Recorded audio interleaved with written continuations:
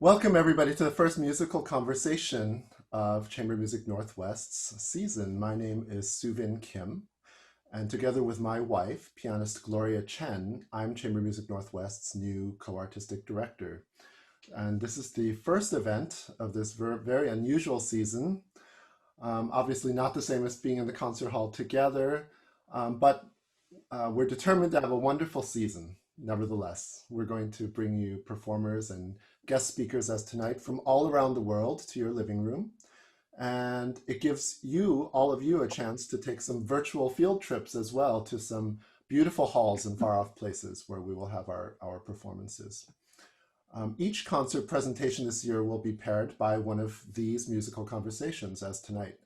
For tonight, there is a chat function and a question and answer function, two little buttons that you'll find at the top or the bottom of your Zoom screen, depending on your device. So please feel free to use the chat to say hello to other audience members and tell them how much you're enjoying this, of course.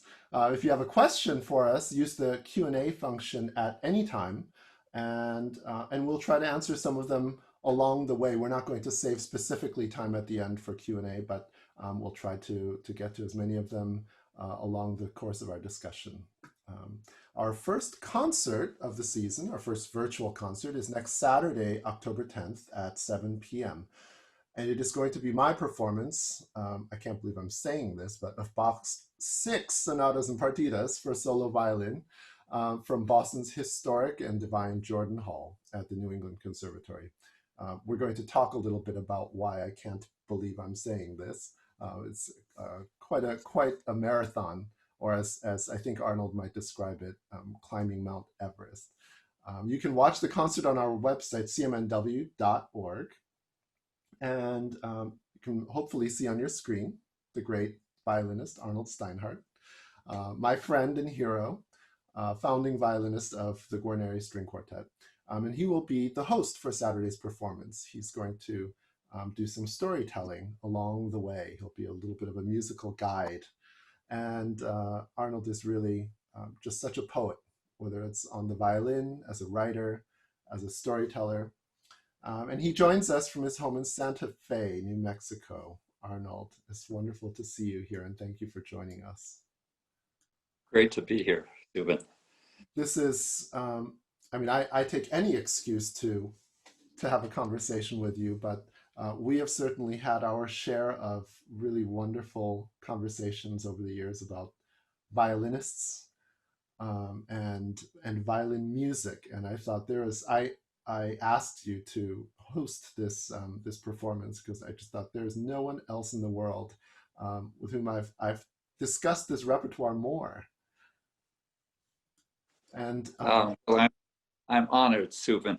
I have to say, listening to the Dvorak quartet, I didn't look at the screen, and I assumed that this was going to be your quartet, the Johannes quartet, playing this. And so I started to listen to it, and I thought, you know, the Johannes quartet sounds suspiciously like the Guarneri. They're stealing all our stuff, all the French things, everything. And what's the matter with these guys? They're great musicians. And then I look and I saw it was the Guarneri String Quartet. It was not yours. So, sorry about that. No, it wouldn't be surprising if we tried to sound like you anyway, because I'm sure our whole quartet grew up on your recordings. Well. But we're here to talk, although I'm curious to talk to you about how solo Bach or solo violin compares to playing in a quartet.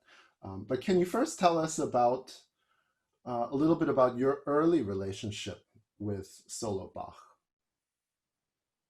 Well, can I back up even further and ask you a question, and then I'll answer it myself. Okay. What was the very first piece of Bach that you remember hearing? I think it might have been something I played. I think it was Christmas time.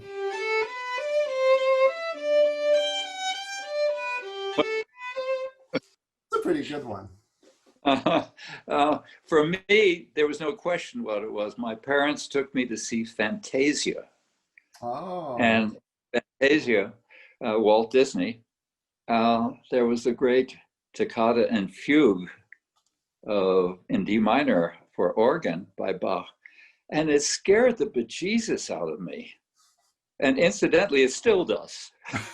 it should. I mean, as it should, yes. And then I guess the second piece that I remember is the Bach double violin concerto. Oh, And somebody told me once that after Bach died, um, that the music was left to basically two of his sons. And one of them was careless with the music. And a lot of it just disappeared, when I think about that. What a tragedy. Fortunately, the Bach double was in the other pile. yeah, So, yeah. I mean, this great piece.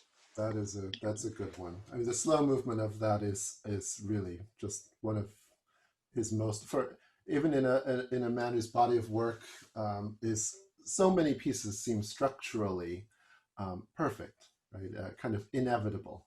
His music, fateful, and Yeah, but that second movement of the double violin concerto it really stands out. And so it was Bach. it was featured in a play. Um, what was it called? Something of a third kind, um, about a teacher in a school for the deaf, and he falls in love and marries one of the people there, and they're in their living room. I saw this play, and on Broadway, and he decides to listen to the second movement of the Bach double, and she's sitting across from him on the couch, unable to hear it, and you see the rapture on his face, and she doesn't understand. Oh, And it was quite a, yeah. But anyway, we're wandering. as we From usually do. pieces you're about to play. Well, by the way, we should warn our audience that our conversations usually run about 3 hours, so we're quite a wandering. Um, but yeah, what was the first of these six sonatas and partitas that you heard and that you played? Was that one and the same? I think it was one and the same, and it was the G minor. And I scratched my head over it. I didn't know what the heck I was doing. And my teacher, his name was Peter Merenblum. He's a wonderful Los Angeles violinist who studied with Leopold Auer and played in the studios. And he has his own youth orchestra that was quite famous. There was a film with Jascha Heifetz called They Shall Have Music. Mm-hmm. And it was Peter Merenblum's orchestra that was in that. But in any case, I was a teenager. I was, I don't know, 14 years old perhaps. And he gave it to me, and he said, "This is your assignment. Take it home and look at it." And I opened the first page and I thought, what the heck is this? It was more black and white than on the page. And so that was my first experience with it. And so it left me with the feeling that I was dealing with a masterful composer, but I had no idea to unlock the secrets of his music. And that lasted for a long time. Surely, now you said you were about 14 or so. You must have been playing other quite difficult pieces of music, right? Yes, and it's not as if I was a master violinist at 13 or 14, but I played the Mendelssohn Concerto, the Wieniawski Concerto, and even though it was not up to virtuoso standards, I knew what the music was about, and I had an idea of the direction I was headed in. The beautiful melodies of the slow movement of the Wieniawski Concerto, or everything, everything in the Mendelssohn Concerto. Not so with Bach. And I had an inferiority complex about Bach well into my adult years. I shouldn't be talking about this. I should be talking about this with my psychiatrist, don't you think? Uh, well, first of all, before we get too far, I was trying to pull up on my iPad here. I can give our audience just a little glimpse of the first page of the Bach G minor Adagio, the first sonata, and there's that mess of black that you were talking about, and um, And not just Soovin, not just black, worms. There were a bunch of crawling worms. There weren't even notes to me. You know, when I opened to that page, I was horrified. What the heck? So, well, but just for those people who are listening, who are not actually violinists, or maybe some string players might understand too, but I think cellists don't even really understand what it's like to play the Wieniawski F sharp minor concerto, something like that, or Paganini caprices. And I mean, this music is very difficult. So, what is it about the G minor Adagio? Oh, and I'm sure you've turned the page too to the fugue. I mean, that a little bit more obvious what's difficult about that, but we'll get to that. But yeah. what you know, the notes don't go as high in the Bach, right? There are certainly a lot of chords and fast notes in all these virtuoso concertos that you were playing. So what was it that made you, that kind of confounded you? Well, I wasn't sure of what the form was.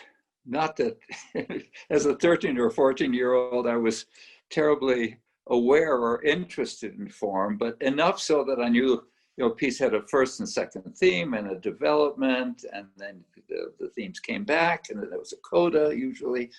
But yes, there's a certain place, maybe 2/3 or 3/4 of the way through, where a semblance of the opening returns.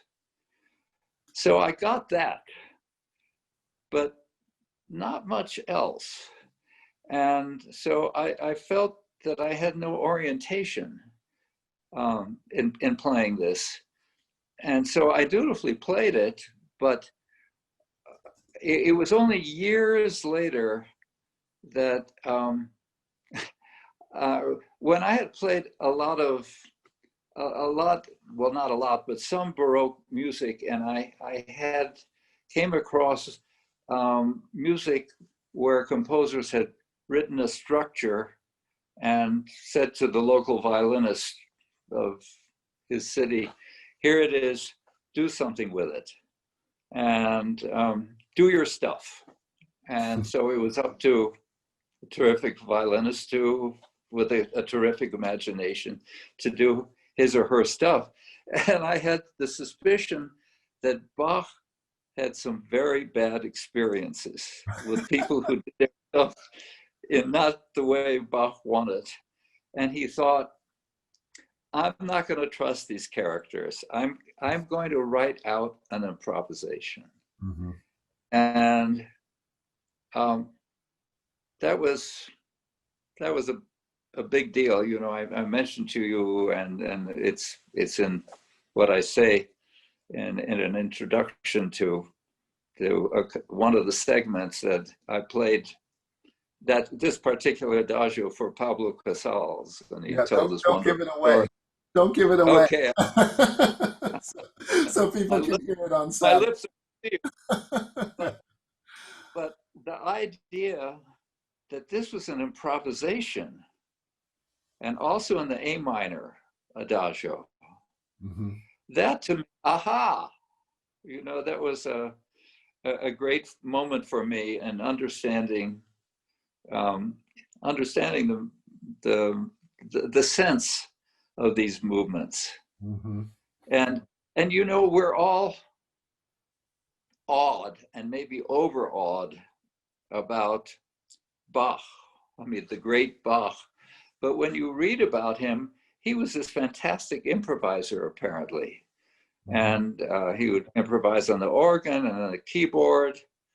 and um, presumably on the violin. In his obituary, it was said that he was a very good violinist that played with a clear and penetrating sound. Hmm. So uh, he knew what the fiddle was all about, obviously, because he pushed the violin to new. If I think of who were the pushers, in violin history, you think of him and Locatelli and Paganini and Isai, but he was the biggie. He was the one who really pushed um, pushed the technique in terms of the music. It's amazing in the C major fugue. If I close my eyes and listening to somebody playing it, it's hard to believe it's a single violin. It sounds like an orchestra. Mhm. Well, hopefully it does. Right? It It doesn't could be a bad always. orchestra, but it's like an orchestra. Yes. Or what kind of orchestra? Yeah. The Getting back to, I should just also explain to if any of our listeners, here Arnold's talking about the A minor and C major and G minor. We're referring to each of the six sonatas and partitas, and three of them are we call sonatas, three of them partitas, and the three partitas are collections of dance movements, and the three sonatas are have are to violinists. I mean, there are many ways of describing these sonatas in very sophisticated terms or very poetic terms, but I think to most violinists, we simply know them as the ones that have fugues in them. Right. Because there's everything else in the violin repertoire, and then there are the three Bach fugues. Maybe we throw in Bartók's solo sonata fugue, which was fashioned after these fugues, right? But Right. a fugue, what a nightmare for a violinist to play. But it is just a quick last closing word about the adagio, the G minor adagio, the first movement, and the first movement of the A minor sonata. Um, I had very similar experience to you, and I was a very dutiful student. Um, Maybe I thought I think I was about 13 years old as well, and I probably thought I was quite smart and that I could calculate this piece very well. I looked at this and I thought, oh, I can divide all those notes up into the rhythms. I can play these correct rhythms, and so I did, and I had a very similar sense as you did that I knew this. I heard my playing and I knew this doesn't sound very good.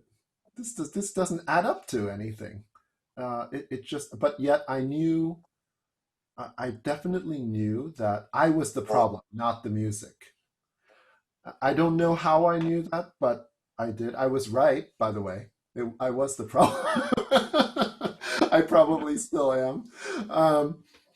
But it was, and then at some point, whether somebody shared that perspective with me, or I started to come to it on my own, and realized that this is more like a written out improvisation. And it's ironic that it's so specific, the writing in terms of the rhythm, but actually it's meant to be free, really quite free. And he's just writing out that freedom. Yes, but the danger, I'll give my little speech about that to my students. Yeah. And then the danger is that they'll play freely to the point where if I were a non-violinist sitting in the audience, I wouldn't know what the rhythms necessarily are. Right. And so you'll often have da da da da da da dum ba da dum. That's a figure he likes, and so it's over and over again in the adagio, the G minor adagio, and the trick is to play it freely according to your feelings, but have the non-violinist music lover in the audience say, that's free playing, but I know what the rhythm is. Mm-hmm, mm-hmm. So it's a challenge. So therein lies one of our dilemmas, one of many that we're discussing tonight. So let's go then to the second page of the Bach sonatas and partitas, we turned the page and we hit the fuga, the fugue, and I'll start with my own personal experience. I will never forget when I began working on at least the fugue. I don't remember the first one, but I remember the fugue. It was not my first solo Bach work. I learned the B minor partita first. Thank goodness. And because I was young enough not to realize how technically tricky it was, which we now know is very awkward. In some ways, the most athletic, right? This way, jumping around these chords. I mean, I'll actually show a little bit of the last movement.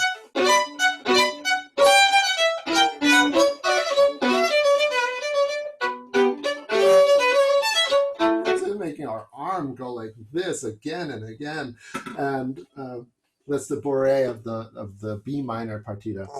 Right, so I'd gotten a taste of Bach, solo Bach, but then I got to the Adagio. It was quite mystifying, and then I was at Interlaken at the National Music Camp, they called it at the time, when I was 13 years old, and one day near the end of the summer, I was done learning all my orchestra music for the summer. I'd performed Bartók's Sixth Quartet that summer, and Schubert Cello Quintet for the first time, and I mean, Brahms Fourth Symphony and Ravel, Daphnis and Chloe, and Tchaikovsky Fourth Symphony. I mean, these are all hard things, right? And so I was feeling good, and I thought in the last week, I'll start to learn some new solo repertoire, and I turned the page and I started learning this fugue. And it was the first time in my life that I raised my violin. After maybe 20 minutes, I raised my violin, and my impulse was to throw it against the wall. I had never been so frustrated in my violin life until that point. And my brain, I just had a horrible headache. It felt like my brain was being contorted. It was just, I just didn't understand what was going on. Now I understand a little bit more why that was happening. But a fugue, for our audience, is in this case a 3-part fugue, is a piece where there's a short, there can be a theme. In this case, it's just a short little motive.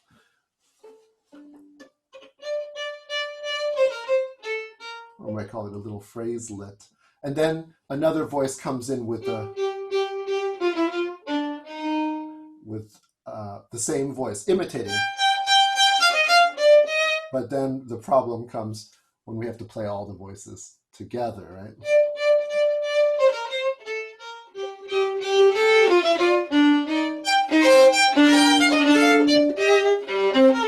And then we're kind of off to the races. But do you remember working on that fugue? Yeah, I didn't start with the piano, which is one of my huge regrets in life, musical regrets. Did you play the piano at the beginning? Oh, I wish I did. I wish I were a pianist, not a violinist, actually. So, I mean, as fun. you know, Bach loved to steal from himself. And so this movement is also for organ, and I believe in a different key. And, if you were an organist, having played all kinds of polyphonic writing, probably most of your life, and lots of voices in one hand or the other, and somebody shoved this music in front of you, you wouldn't have been able to play it necessarily well, but your brain would have been constructed to separate all these voices and make sense of it. And for us, fiddle players, yes, you've got 4 strings, and technically we can play 4 different notes at the same time. But we're melody players. I don't know how many times my teacher hollered at me, "Sing, for crying out loud," on the violin. But singers can only sing 1 note at a time, as far as I know. And so basically, whatever it was that we were playing, if it was the second theme of the Mendelssohn Violin Concerto, sing for crying out loud, my teacher said. So here comes the fugue. And the idea, aside from the technical problems, the idea of the brain separating these voices. When, I'll speak for myself, I had no experience whatsoever with this.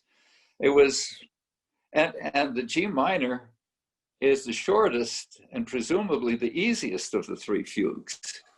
So, yeah. So a huge, a huge challenge, and then once you begin to learn it, there's the idea. I mean, it's a little bit like the danger in string quartets, the young string quartets starting out. They're so awed by the fact that it's so hard to play together. It's so hard to play in tune. And it's so hard to align your musical ideas that in the process, you're in danger of losing your musical soul. Mm-hmm. Then it's just you're just a generic string quartet. And maybe it's not an exact parallel, but you know, it's technically difficult. It's intonation is difficult. Producing a good sound is difficult, and then to get all the voices to come out, you know, what's primary and what's subsidiary, you have to figure that all out. Mm-hmm. It's a big chore. And in the process, certainly as a student, you may lose your soul, your music soul. Okay, I did all that, and now I'm done. Let me go off to the next piece or whatever. So I'll bet one thing now that you're speaking of in these terms, in a quartet, at least you have a colleague to blame if something doesn't go well, right? That's true. Well, now my left hand blame my right hand. I've told you to play in tunes 1,000 times, and still you play out of tune. But that's what it feels like, self-talk, right? A lot of times when playing this solo Bach, and that was what I was going to ask you. Just the experience of, for you, for example, being on stage playing solo Bach versus playing in a quartet. Can you explain to those people who've never really experienced either of those, or even just they haven't done both? What is that difference? Well, I think ideally, musically, there shouldn't be a difference. You know, Felix Kuhner was the second violinist of, what's the name of the quartet that he was at Marlborough for a year, famous violinist, European violinist. He had his own quartet. He premiered the Bartók quartets, and you know who I mean. I don't know. Oh, yeah. Well, Sándor Vég. No. You're thinking of... No. You've got to move countries over to either Austria or Germany. But in any case, it was a quartet where they played by memory. Oh, yeah. And Felix Kuhner was the second violinist. And at one point he was asked how he managed to play, and they played all, you know, Schoenberg, and they played Bartók,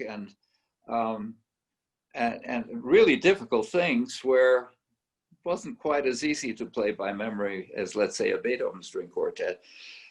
And Felix was asked how he did it. He said, well, I just played the voice I didn't hear.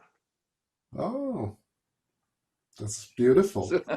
So the idea, you don't play your part, you play all the parts.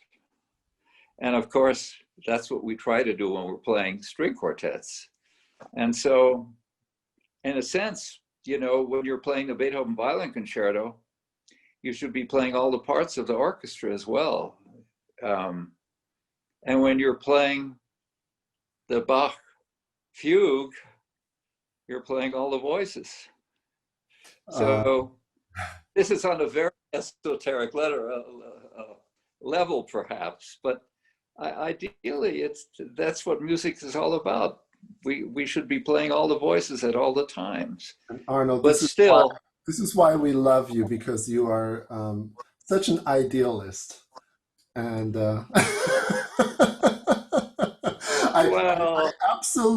I absolutely agree with you, and it's not how violinists are hardwired from the beginning, unfortunately, which is no, why, I certainly was that way. yeah. It took me years to realize that was a possibility. You know, certainly when I was learning Scherzo Tarantelle or the Vitaly Chaconne or all these pieces, I was the soloist and that pianist. You know, whoever was playing, you know, that's unimportant. No. It was a long evolution, a long journey, let's put it that way. We have a bunch of, actually, a whole bunch of really wonderful attendees who have typed into the chat box the answer to our question: Polish quartet. Polish, there Yeah. you go. Thank you so much. Wonderful musician who didn't play like this, he played like this. And so, in a way, you know, there's always this problem in string quartets. Somebody gets cheated.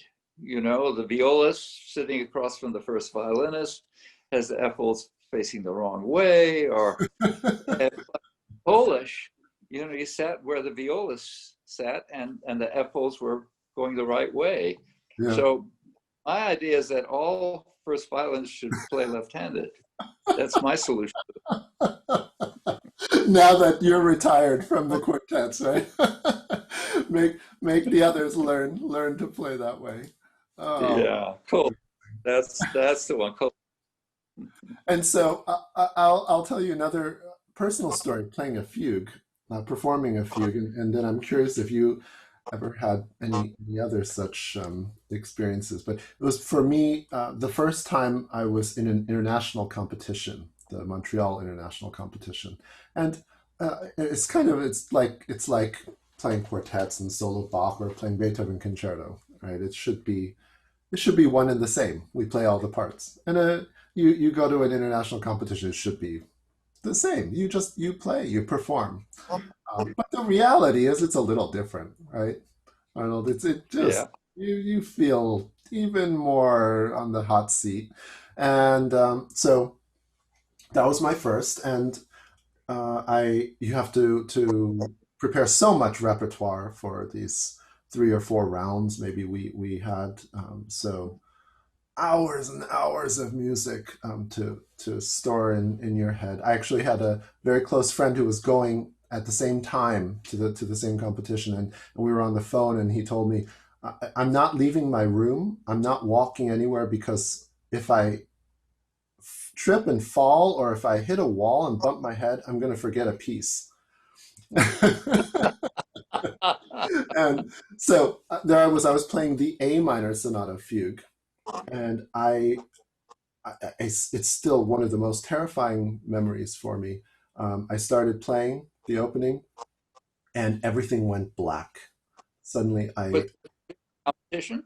in the competition, yeah, it suddenly it just went black, and I felt like I was on the edge of a cliff in pitch blackness, and I didn't know where the edge was, and I needed to keep walking. So there was this feeling like you don't want to put your foot down, for the next step. And um, I had never experienced that before until that time, and I just kept playing. I don't even know what I played. I mean, to this day, I wish I could hear a recording of that performance, because I don't know if I actually played the Bach A minor fugue, but I mean, it was that terrifying for me. That's happened to me, even though I kept on playing. But you're not terrified necessarily, or I'll speak for myself, I'm not terrified of memory slips when I'm practicing. But suddenly in performance, you think, wait a minute, what note comes next? That sort of feeling. And I mean, actually, as far as I can figure, we have four different ways we memorize. We memorize by sound, we memorize visually on the page, at least some of us can. We, maybe there are only three ways. I can't remember. But we memorize tactilely, you know, just the fingers going like this. I mean, you've experienced this driving, haven't you? Where you're thinking about something, you forget completely about driving, and you haven't had a terrible crash into a telephone pole or anything. Somehow you kept, so some part of your mind is still working. And I practice, and suddenly, you know, I'll think, oh gosh, I forgot to pay the telephone bill. And I'm thinking stupid things. And then I come back to the music and I think, oh, I kept on playing. Oh, for sure. Definitely. But at one point, I thought there's a fourth way. Well, and then maybe structurally. Oh, yeah. Yeah, you know, as if you're looking at it as a work of architecture. You have building plans. Oh, yeah. And so, I mean, maybe that is or that isn't. But, you know, speaking of the A minor, I'd like to bring up another challenge that these Bach partitas and sonatas have, and that is the fact that because there's no accompaniment, there are never accompaniment interludes. And so you're always playing. You know, it's not like the Wieniawski D minor concerto, you play a page, the orchestra comes in. Saint-Saëns concerto, you play a page, orchestra comes in. Tchaikovsky concerto, you play 3 or 4 pages, but finally the orchestra comes in. And as far as I know, there's no orchestra in these pieces. And I remember a terrible moment for me. I had to perform the A minor. And I thought I had practiced it really well. And I thought I knew it. And I walked out onto the stage confident that I could play it. I played the first movement and I began to play the second movement. And around, I'll never forget this, around 3/4 of the way through, I thought, am I going to make it? Am I going to get to the end? Because I became tired. And I realized that, especially for Bach, it's a little bit like being, you know, a runner who's running the marathon. And you have to train much more differently than you have to train for the Rondo Capriccioso of Saint-Saëns. Not to say that they're different; those type of pieces are easy. They're not. But you're a marathon runner when you're playing these pieces, and so I found that that was a lesson for me, because I did make it to the end without falling apart. But it was a lesson to me that I had to prepare much more seriously than I expected to. Arnold, you should have told me that before I had to perform all of these last week for this upcoming stream. Also, the audience should know I mean, we call these concert performances that we're presenting all year, but they are all pre-recorded. That you can either live stream them or pre-record them. We've chosen to pre-record them because of just potential technological issues. But so I did not play them straight through from beginning to end as in a concert. Although I don't think we really took a 20-minute intermission break either. I think the breaks between pieces were more like 3 to 5 minutes. And so it was, it runs almost 2.5 hours. to perform all of them. I think it's 2:15 or something like that. And I think we did it in maybe 3.5 hours. Um, and so it was tough. It was really by the time getting to I closed with the C major sonata, and that last movement is it's normally so exhilarating, but this was I guess you can it's like running a marathon. And not that I've run a marathon, but I can imagine it's that feeling of doing the 24th, 25th miles, as you're just gasping to the end. And it is Yeah. it is nice to That get to tells, the line. yeah, Soovin, that tells me that you're a wonderful violinist, a wonderful musician, and I'm so looking forward to hearing these six sonatas and partitas. But that tells me that you um, honored these pieces and realized what mountaintops they were, and that you obviously practice like mad to be able to toss it off in the 3 hours, whatever. That's very impressive. Well, you haven't heard it yet, Arnold. We have some very distinguished guests. It's wonderful to have you, including David Schifrin, our esteemed Oh, hi. longtime artistic director. Hello, David. It's wonderful to have you here.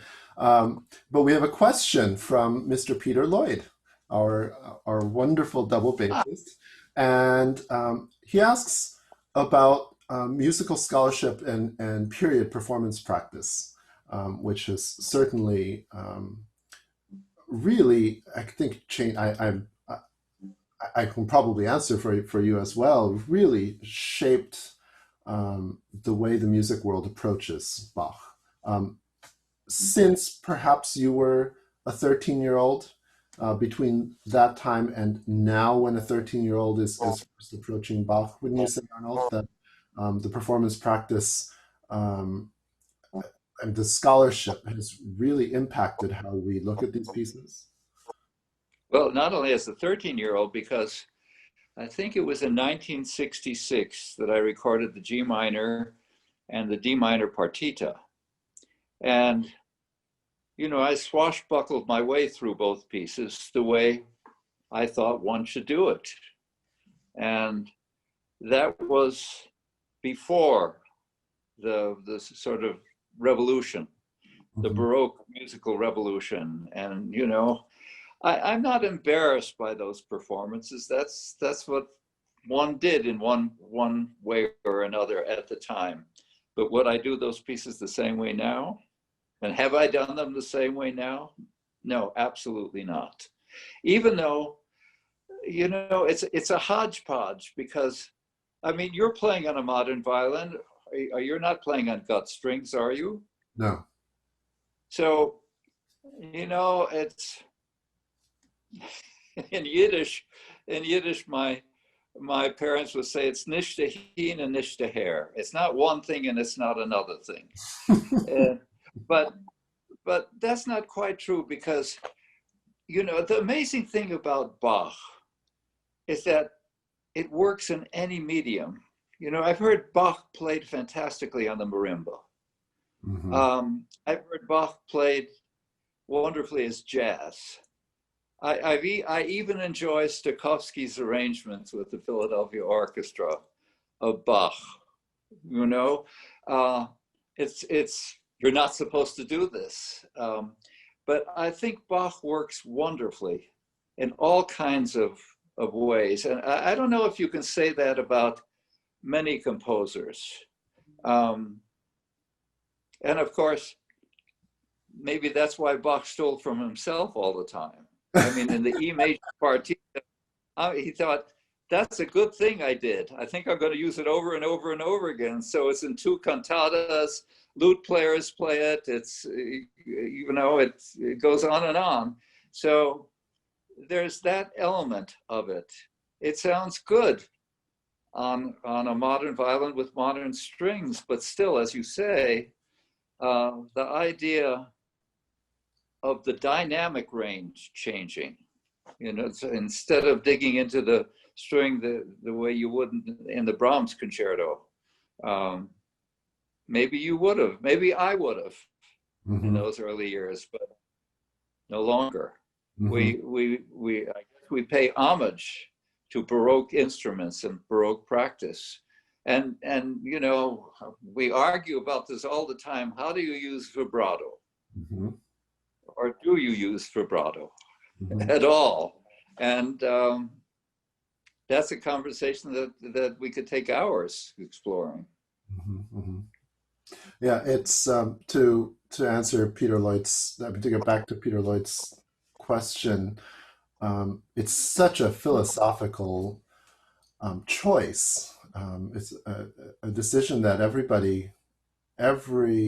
is what's difficult is really for a young player to come to, hopefully with the guidance of some mentors along the way. But we are so divided actually in the violin world about um, what kind of, I guess you'd call it different kinds of styles. Although I don't like to stereotype them as various styles, but or this issue of vibrato, or of rhythmic freedom, and it does come down to a fundamental choice. I would my approach is that I have some sort of faith that great composers, really, really great composers, whatever that means, but that great, a great artist, meaning they have such a strong vision, a powerful vision for what they're trying to create. That it's not that we must follow their instructions, but if we somehow get behind what they are imagining, more or less, not even details, but just as an overall idea, like this idea of the first movement of the G minor being an improvisation. I mean, something as fundamental as that. Then the piece of music does take on an incredible life, maybe even more than if we simply sounded very good, played the instrument very well, um, and but we're kind of straying off a path and turning it into a different piece of music. So that's what I kind of cling to, and that included in that is probably the sound that Bach had around him. It was the instruments that he had around him, that was clearly in his ear. However, we do know throughout music history, I mean, music history has evolved, thankfully, because of great composers who wanted something that did not exist yet. They Mhm. they wanted to push the limits, and you have, I mean, just in terms of creating instruments, even or changing instruments. Let's say somebody like Beethoven, he wanted the piano to make sounds that the piano did not make. So he simply demanded that they invent different kinds of pianos that had more notes, more keys, more sustain, louder. And I, so this is I guess again a kind of a philosophy that everyone has to come to, but I am absolutely convinced, at least in the way I approach Bach, that there are sounds that Bach would have been thrilled to hear coming out of a modern violin, um, or out of a modern orchestra. Can you imagine if Bach had a symphony orchestra of today at his, um, uh, at his, that he could use? This was Or the modern. he loved the organ. He loved the organ, and they had big crashing organs at that time. I mean, I have a feeling he liked to make sound, and so I try to look at, let's say, the solo Bach sonatas, both from a historical standpoint, trying to consider, yes, this was the instrument, this was the violin he knew, this was the sounds of the gut strings and the lower tension and the lower pitch. although even pitch is all over the place, right? That it was not all standard 415 low A. But a Baroque bow certainly is very, very different.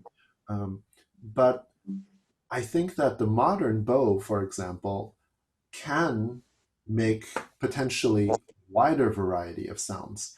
It might not like to make some of the sounds that a Baroque bow can do very easily, very naturally. I remember the first time I picked up a Baroque set of violin, I played the first chord of the G minor sonata, and I thought, why have I been practicing my whole life when I can just play this? It just came out so naturally. And the fugue was so much easier. The sound world, I think it was that the lower tension instrument rang so beautifully, and the gut strings responded so easily. Um, but there is something about that that gigantic range of color and of just of power that comes in very handy in the Chaconne, right? And the grandest parts of the C major fugue. It's really great to have that at your disposal. I would add, I would agree with everything you said, and it's a philosophical discussion that can go on forever. But I would also add that in listening to Bach, the important thing for me at the end is what moves me when I'm listening to somebody play Bach. And when I listen to Casals, for example, playing the suites, I'm deeply moved. But I'm deeply moved also when I hear Arnold Steinhardt Mhm. play the suites. He plays with freedom and with expression, but the vibrato is different, the sound is different. And I think at that point I said, that's beautiful. That's really wonderful. You know, Pinky was playing, Pinky Zuckerman was playing, I think, the Four Seasons with an orchestra, and somebody came back and criticized him for not playing in a Baroque style. And he said, "Did you come in a horse and carriage? Did you eat dinner tonight by candlelight?" Because I don't know what to say. Oh. So, look, I grew up hearing Milstein playing Bach, and there was such a fluency about his Bach. It shined. Was it in a Baroque style? No. But then my last teacher was Joseph Szigeti, and it wasn't in a Baroque style, but it moved in that direction with a different kind of sound, a different kind of dance feeling, something that heralded back to the Baroque era somewhat. Mhm. And the way Szigeti played Bach, I found extremely moving. All my favorites whom you're talking about.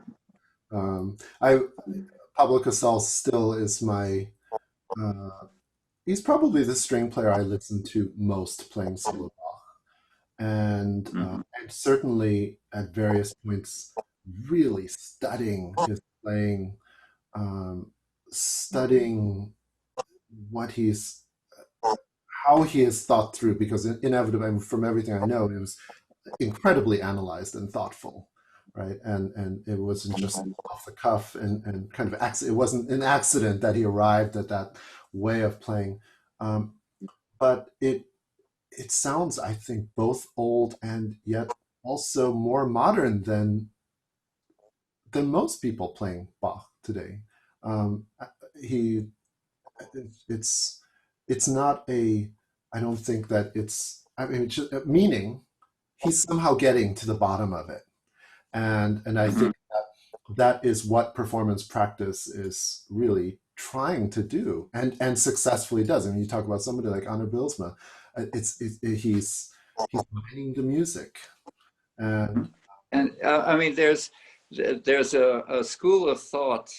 It's called the sewing machine school of Bach playing, you know, where you're so much in awe of him that you daren't do anything. You know, you just play the notes. That I've heard so many people who fall under the terrifying spell of that awe. And yet, you know, Stravinsky heard Casals Bach and said, he sounds like he's playing Brahms. You know, he didn't like his Bach. And listen, you can't please everybody. But to me, that is also my ideal. Casals Bach is my ideal. That's the Bible for me. Actually, I remember this is something we're going to have to bring to Chamber Music Northwest someday. But years ago, you and I were doing a desert island of group of recordings of string playing recordings. Actually, I think it was all violin recordings. Do you remember doing this? We chose there was some Sigurd, some Menuhin, some Isaac Stern, Heifetz, of course, but we both felt Casals has to be included in this conversation of violinists. Even though it was violin. Yeah. And it was the. So how many? 10? Did you have 10 picks or? I think we had 6, maybe, or 6 or 7. It wasn't that many. But then, and we played them for the audience and kind of described what we were hearing as players. But it was Casals' fifth suite saraband, and that I think it's the barest in terms of number of notes of all the suites or of all the solo sonatas and partitas for violin. Probably the fewest notes, right? And just so sparse. And I when I heard other cellists play it so often, I thought this is music from Mars. It doesn't sound like it belongs on this earth. It doesn't sound like Bach. And I think it's just that difficult to somehow to really convey.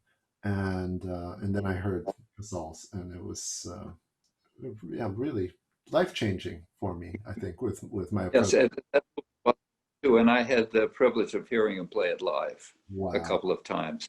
Wow. But I mean, it's a band, so our bands were presumably danced, and I think when Casals played to dancers, the dancers would be weeping as they would be dancing, because it had that, and it was bare boned in that there was hardly any vibrato. It was slower than almost anybody I've ever heard play it. Mm-hmm. And it was just a journey, and it was kind of an inner journey that was memorable. Yeah, that movement of above all. Yeah. I would agree with you. I would pick that as well. That would be a desert island pick. Fifth Suite Saraband. Someone actually asked in the chat, do you learn the various dances, the gavotte, the minuet, etc.? And Arnold's actually going to talk a little bit about that on Saturday, so you can Right. tune into that. But it's interesting what you just said, that Casals captured that dance feeling, and yet it was slower than everybody. And because I often feel that if we're going to dance it, then there must just kind of be an easier flow to it. And I mean, it's a misconception, but I don't think I'm the only one who goes in that direction. We think we're going to dance it, well then, it's not going to take as much time. It's not going to breathe. It's going to be a little less free. Can you say that there's kind of there's a connotation there? I mean, when I performed the G minor and it came to the third movement, the Sicilienne, I thought, well, I have to dance to it. It can't be too slow. And then if you hear Szigeti's version of it, it's so mournful. It's so slow. And and it works, it breaks your heart, but I never would have conceived of it that way. So Oh, that's the wonderful thing about musical visionaries. They think differently. You know, in the Waxman Carmen Fantasy, there's this da da da da da da ba ba ba da da da da da da. Excuse my terrible voice.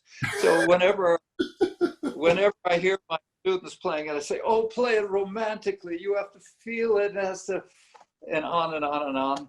And then I was traveling in the car, and suddenly I turned the music station on, and Maria Callas was singing it, and it oh. was da da da da da da da da, and the hairs stood up in the back of my head. Holy cow! Oh, she's the greatest, Carmen. Right. Um, Yeah. but this will take us actually into. We should address some of the questions. There have been some questions coming in. We'll stray from Bach a bit because there are inevitably some really wonderful quartet questions. And how Tell me, Soovin, how many people are in a quartet? how many people do you I wish always were in a wanted to quartet? know. Oh gosh, I have. I mean, I it was it's been such a gift for me to have my relationship with all of the other members of the Guarneri Quartet, including the latest member, Peter Wiley, as well. But it was it's really one of the gifts of my musical professional life. And I can tell the audience if you didn't know the Guarneri Quartet, I mean personally, um, and you met them now after hearing them performing and hearing them perform so beautifully, you would probably scratch your head and think, how did these four come together to be the Guarneri Quartet? You think of a quartet as being, like-minded, right? Have sort of having a sort of a singular vision, maybe, and not the Guarneri Quartet, right? And I think that was, but that was what made it incredible. Was that four such distinct, strong personalities. I mean, both in the playing and personally, could actually um, could bring this music to life together. I think it's a lot.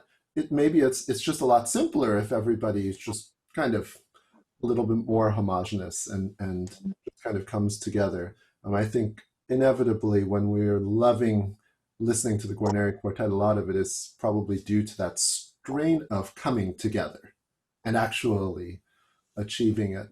But how did you?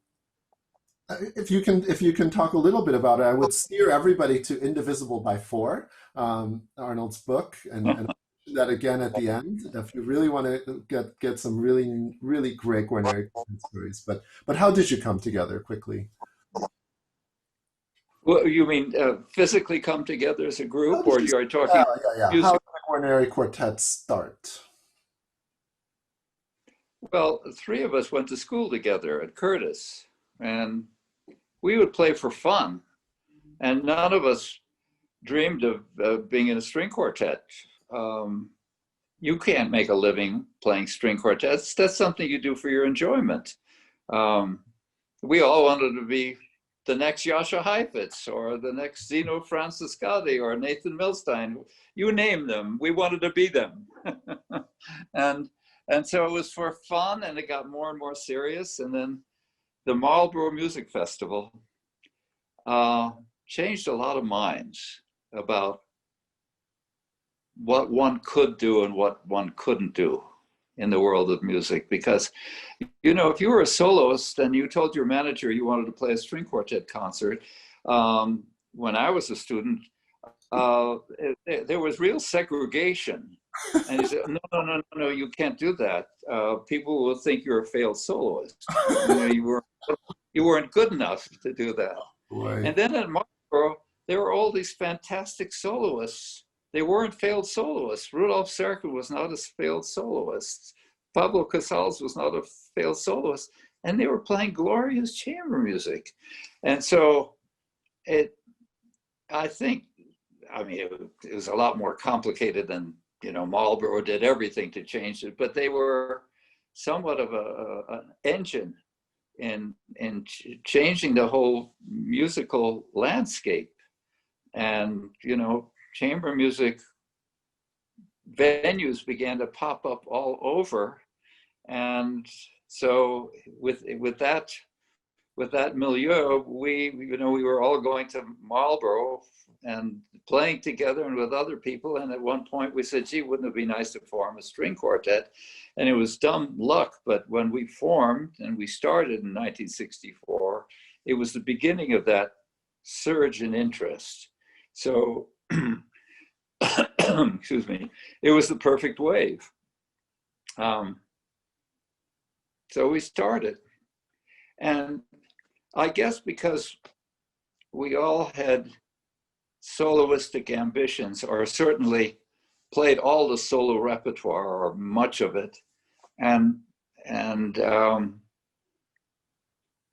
I don't know, maybe we had a little bit more of a soloistic, or more of a feeling that we wanted to hang on to our individual personalities more. And we were criticized for that in some quarters. You're not, I'll hear a great solo of Michael on the radio, and without having an announcer tell me, I say, Michael, I love the way you play that solo. Of course, nobody else could play it like him. Or John, People ask me whether I miss playing string quartets, and I don't. We had this wonderful 45-year run, but I miss the guys playing. I'll be teaching a group and there'll be a second violin lick, and I'll say, oh, the way you played that piece, very subtly, but with such nuance. So I miss the guys. I miss John's playing, I miss Dave's playing, I miss Peter's playing in the group. Yeah. I didn't play in the Guarneri Quartet, and I missed them. I really, really, really do. We're going to have to wrap up soon, but a final question from actually a very talented young student asking about the Chaconne. And I have a feeling inevitably it's probably because she's working on the Chaconne these days, and probably at a similar age to when you and I were learning the Chaconne. What was that like? I mean, there have been times in my life where I've wanted to stick up for other movements of solo Bach, and really, I was determined to find another movement that didn't have its defender yet, and I was going to put this movement forward, and this is the movement. Everybody talks about the Chaconne, but actually this sarabande is really the most profound of all the movements. But I mean, there's really kind of no denying it, right? We keep coming back to the Chaconne, and there's something very unusual and very special about it. And do you remember first working on it? Yes, I do. My teacher was Tosche Seidel, who was this great violinist who also studied along with Heifetz with Leopold Auer. But the significant thing reading about the Chaconne for me was what I learned historically about it. And usually you read about a composer and his work, and it's interesting, but you still have to play the work the way you want to play it.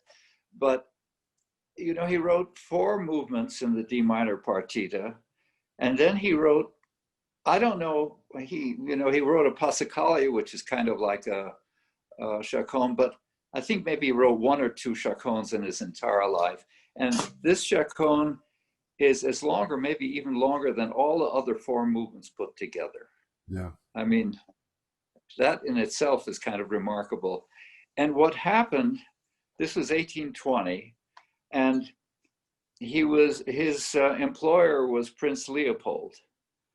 And Prince Leopold decided he was going to go to a spa in Bohemia. He was a sickly man, and so he took his orchestra along with him. I don't know about you, Soovin, but when I go on vacation, I take my orchestra with me.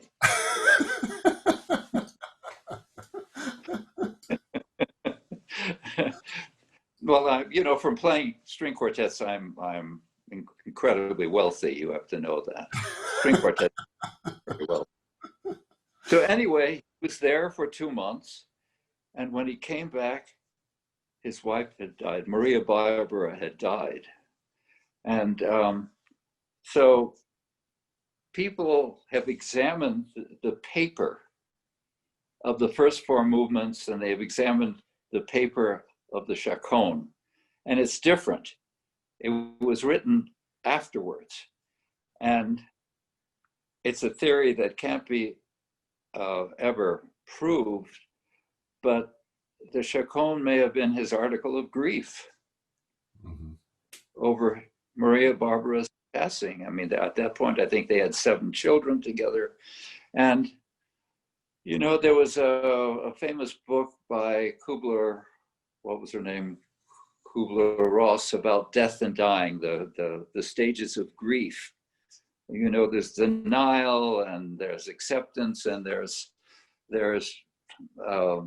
mourning, and then there's finally acceptance. And, you know, maybe it was my fervent imagination running amok, but once I read that about the Chaconne, you know, it became a different experience for me. Yeah. Whether you would play it more in a Baroque style or a more modern style, that wasn't the point. The point was that this was, well, we all know it's this incredibly emotional piece and powerhouse of a piece. That my parents took me to hear Misha Elman play it when I was 11 years old, and I thought, I want to be a concert violinist. That was, you know, that was even at that age, it was a shattering experience. And so that idea, that theory, just was extremely valuable to me in playing this Chaconne. Just as, you know, the idea that the old French dance forms are incredibly valuable to keep in mind when you're playing one of the dance movements of Bach. So it's interesting that the Chaconne became the rage at one point, historically. And there were words to it, you know, they danced it, but he said something like Chaconne, the good life. And the church was so upset about it that they banned the church, I think in Spain. They banned the Chaconne, the church banned the Chaconne in Spain for a while. It was just too sinful. Yeah. So I think, you know, all those things play into, play against the sewing machine school of Bach playing. Whether more vibrato or more rubato or less, it's true. That might not specifically say anything, but definitely more emotion is what your story told and is being expressed by you. I will, Selena, who's listening, this very talented student, I was 14 when I first performed the Chaconne, and there were only about 3 people there listening. It was a brown bag concert at some community school, and at noontime, you know, lunchtime concert, looking over Lake Champlain between New York State and Vermont in upstate New York. Beautiful day. Again, an image I'll never forget. A window out into the lake, and then they come into to have their nice lunchtime, and they hear Bach Chaconne. And I remember after I played, after I was done, and I went to take a bow, and I almost fell over because my knees were so wobbly, and that was Uh, the first time I had experienced that, and I was very surprised. I didn't experience it when I was practicing, but that was my first taste of the emotion wrapped up in it, and mm, when I the experience that really convinced me that the piece is about grieving, at least part of it, um, uh, because there's also the other side of grieving, the glory on the other side, and um, was 1 week after one of my very, very first violin teachers passed away. He was my teacher from when I was 6 until I was 9. And I got the news. I was very busy. I was just busy performing. And I was just about to play the Sibelius Concerto. So you're extra busy practicing. And I didn't get a chance to process it at all. It was just not a minute. I just stored it there in the back of my mind, and it turned out I was playing with the Vermont Symphony with our friend, my teacher Jamie Laredo, conducting, and it was in the middle of winter, and around 7:15 the power went out. There was a snowstorm that night, so the power went out, and there was no light except for the exit signs in the whole hall. So the audience had gotten seemed like most of them had gotten there early, so they were just milling about, having their drinks in the dark. And around 7:45, the fire marshal said to us backstage, he said, if this doesn't come on in 15 minutes, we're going to have to evacuate the building. So Jamie turned to me. I said, "Well, can you play something?" And I looked at him as, I don't know. And I walked out there onto stage, not knowing, in the dark, not knowing what I was going to play. And I decided to play the Chaconne. I don't know whether I thought about Mr. Furberg, my teacher, and then decided to play it, or I just decided to play it for some subconscious reason, but I started playing the Chaconne in the dark. And by about 5 minutes in, the crowd, I mean, they were very surprised probably to hear a violinist playing in the dark. They didn't know who I was, and they about 5 minutes in, they settled down and they were quiet, and and that was the first moment all week that I was able to process this, and to uh, have my last reflections or communication, maybe with my teacher, and um, and I don't think there was really any other piece of music that would have done it at that time, and that was really that was kind of the moment it really hit me, that the power that is wrapped up in that piece. and toward the end, there's this moment where all the voices subside, and it starts with just uh, um, double stops going to an open A back and forth, and I mean, the way I play it, to me, it's the most tragic, the most desperate part of it, the real sense of grief, and then it begins to gather steam and hope, and at the end, uh, it's joyous. Yes, there is a life out there.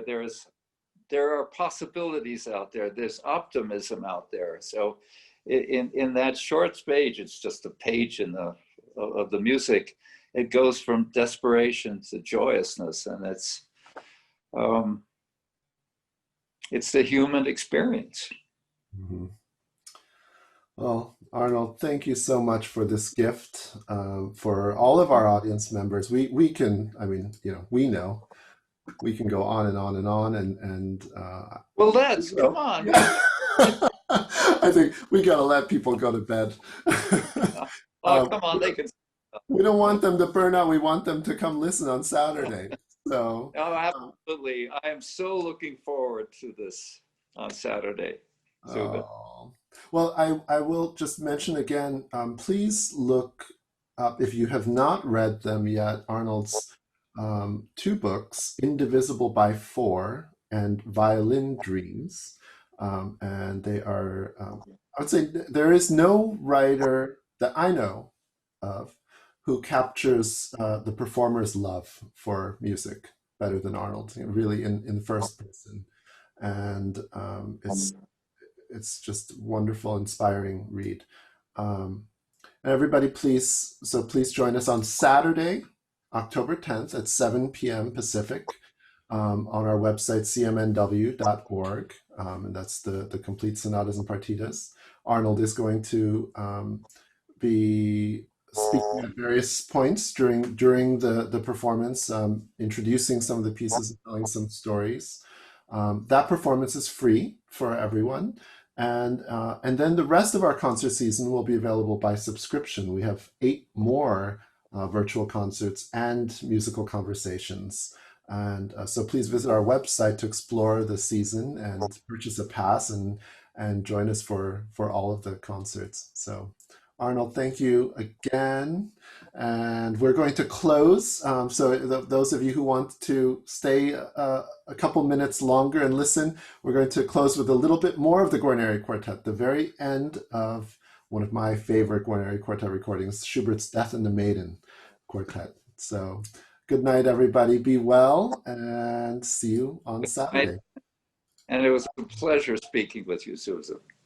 Thank really. you. Okay. Bye-bye.